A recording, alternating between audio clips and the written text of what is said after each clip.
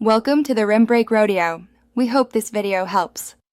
In this video, I will explain how to bleed a Subaru Impreza clutch. First, gather your essential tools, including a 10mm wrench, a clear hose, and fresh DOT3 or DOT4 brake fluid.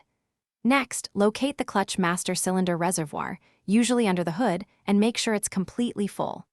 Then, find the clutch slave cylinder and its bleeder valve, which is typically mounted on the transmission. This preparation ensures a smooth and effective bleeding process.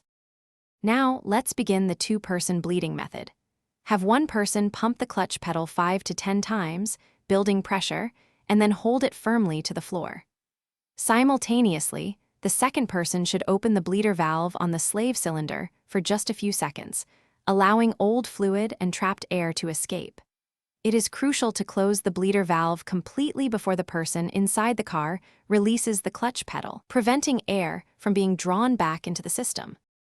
Continue repeating the pump, hold, open, close sequence. You'll want to do this until you see a steady stream of fluid with absolutely no air bubbles coming out of the clear hose. Throughout this entire process, it is critically important to continuously monitor the fluid level in the master cylinder reservoir. Always top off the reservoir with fresh DOT3 or DOT4 brake fluid as needed, ensuring it never drops too low and introduces more air into the system. Once you've completed the bleeding process and are satisfied with the fluid flow, ensure the bleeder valve is securely tightened to prevent any leaks. Next, check the clutch pedal for proper feel and engagement.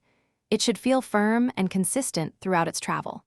Finally, take your vehicle for a short test drive in a safe area to confirm smooth clutch operation and seamless gear changes.